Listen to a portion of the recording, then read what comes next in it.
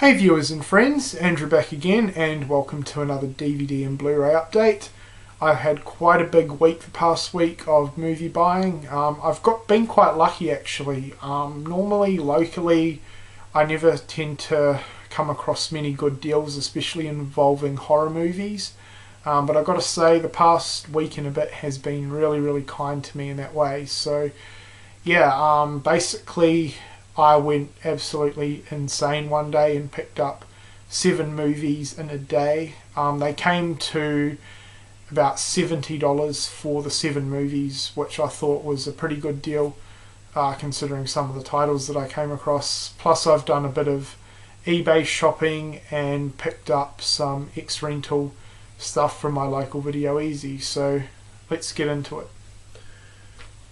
So the first one is Attack the Block.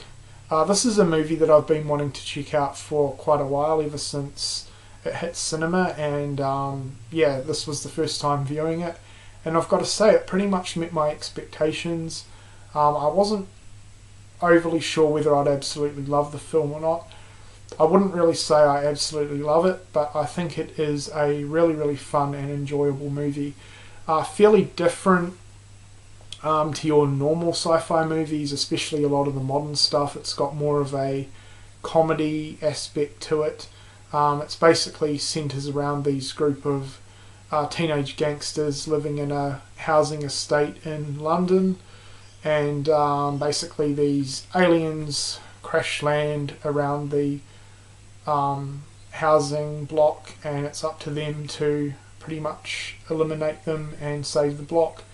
As I said, it's got more sort of a comedy take to it, with sci-fi elements, but I really enjoyed it for what it is. The only thing that sort of didn't really care too much for were the way the aliens looked, but other than that I had a lot of fun with it, so I would recommend checking it out if you think it's something you'd enjoy. The next one is The Loved Ones. Hey Joe, I've picked this movie up again for my collection.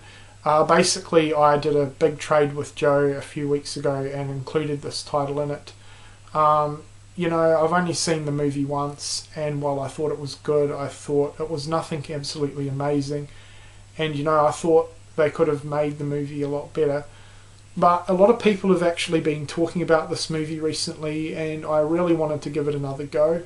I actually came across it as part of the 3 for $40 deal at Sanity, and thought I definitely wanted to pick it up again. Upon getting home, I actually found out that this has reversible cover art, and this is the reverse cover art. Hopefully that's coming up on camera, but it's got a really nice sort of painting / drawing look to it. This is an Australian horror, and for those who have never heard of this movie before, it's about a teenage girl who invites another guy from her high school to prom night.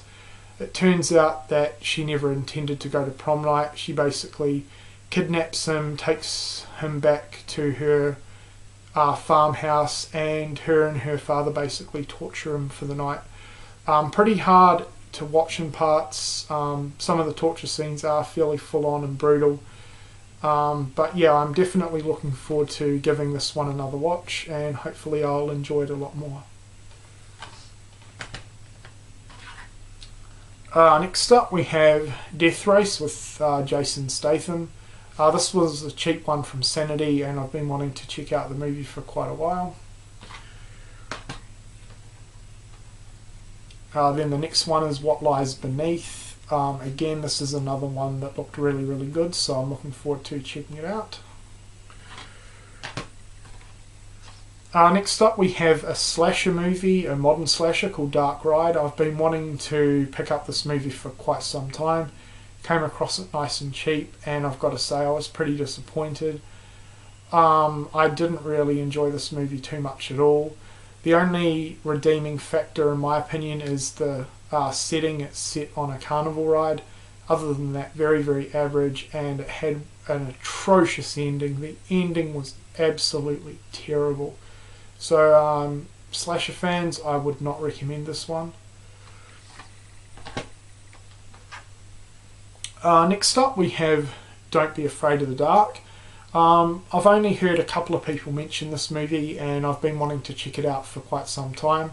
You know, I'm a big fan of Guillermo del Toro's movie style. He produced and did the screenplay for this one, and I was not disappointed. This is a brilliant little haunted house movie and fairly creepy as well. I will admit that the sort of first half of the movie was pretty slow going, and to be completely honest, I was wondering if I would really enjoy the movie. But the second half of the movie really pays off. Absolutely amazing second half. Great production values. The lighting effects that were used around the house and in the house were absolutely fantastic. This was a really enjoyable film just to watch on screen. Yeah, the lighting looked absolutely outstanding. Huge props to the little girl who played Sally in this movie. She did a fantastic job. Guy Pearce and was it Katie Holmes? Yeah, Katie Holmes, who played the two parents. They did a good job as well. But yeah, the standout was the little girl called Sally. Really impressed. And considering this sort of had more of a dark themed fairy tale aspect to it, a little bit similar to Pan's Labyrinth in that aspect. The last half of the movie was very creepy and pretty brutal in parts, which kind of surprised me.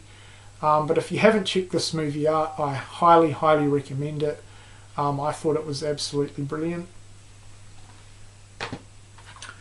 The next one we have is Shutter with Joshua Jackson. This is a movie that I've never really heard too many people talk about. It sounded good, and I was right. This movie was absolutely brilliant. I really love it. Basically, it's about Joshua Jackson, who's a professional photographer. Him and his new wife go over to Asia so he can work over there in photography. She sort of starts taking some photos and they turn out to have ghostly spirits in the shots. She starts sort of investigating and the storyline goes from there. I've got to say, the last 10 to 15 minutes of the movie building up to the end, absolutely wow. One of the best finales in a horror movie that I've seen for quite some time. The ending was just absolutely outstanding. So yeah, as I said, I think this movie is fairly underrated. I never really hear too many people talk about it. So I highly recommend Shutter. Brilliant movie. The next one was not so brilliant, and that's Mirrors with Kiefer Sutherland. Kevin, you were completely right. This is a movie I've been interested in checking out for quite some time. It's directed by Alexander Aja, and I'm a big fan of his other movies. This is definitely his weakest movie. I know it's an American movie, but this one just seemed to be really overly Hollywood.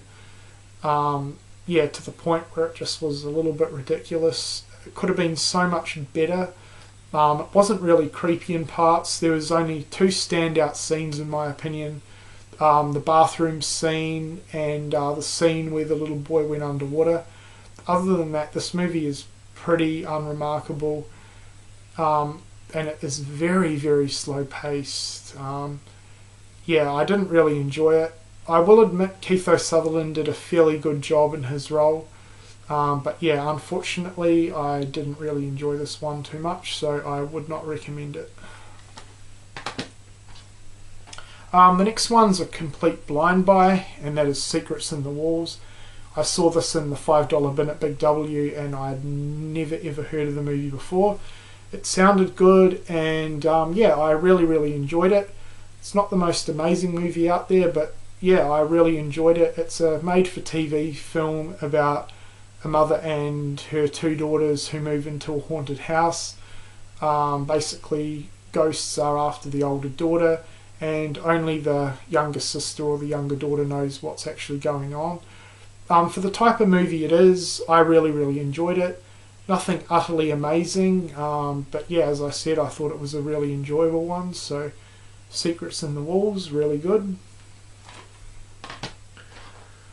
The next one is Red State. This is another one that I picked up at Sanity, and this is a movie I've been wanting to see for quite some time. I thought it was good, but it's definitely overhyped. Yeah, I didn't think it was a bad movie.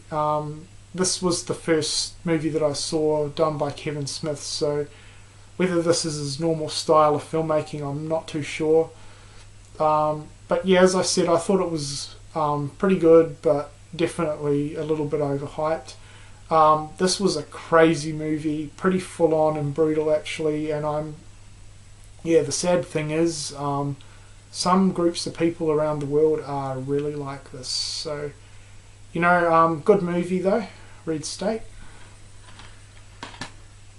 Then I finally got around to completing my Wrong Turn collection. I actually downgraded my Wrong Turn and Cabin Fever double pack for the Wrong Turn DVD. I've still got the double pack on Blu-ray, but I just wanted the single release of Wrong Turn for my slasher collection. This one's really, really good. Great modern hillbilly or backwoods slasher.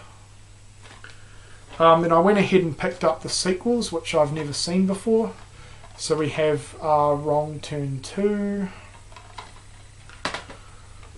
Wrong Turn 3, and then I picked up an ex-rental Blu-ray copy of Wrong Turn 4. So looking forward to checking out the series. I've heard relatively overall good things about the sequels. And the last lot of DVDs, another 4 lots of films in a series, and that's the House movies. These are a set of films that I've been wanting for quite some time, and I came across all 4 of them really, really cheap on eBay, and they are fairly rare films to come across. So here's the first one, House, Ding Dong You're Dead. Love the cover art. This movie did disappoint me. I know it has a lot of fans, but I'm going to be completely honest and say, yeah, I didn't really get into this film as much as I thought I would. It's not terrible by any means, but it was kind of different to what I was expecting. I was not expecting the comedy element to the movie. I will be hanging on to it because, I think it might be a film that'll grow on me. So that's House. Then we have House 2. I haven't seen any of the sequels yet. Kind of nervous now because I didn't really get into the first one, and I've heard the sequels are not as good. But House 2. House 3 with amazing cover art. Definitely the best cover art out of the 4 movies. And House 4. So I definitely will be giving the original House another watch at some point, and I will watch the sequels at some point as well. So that's it for my DVD and Blu-ray update, and thanks a lot for watching.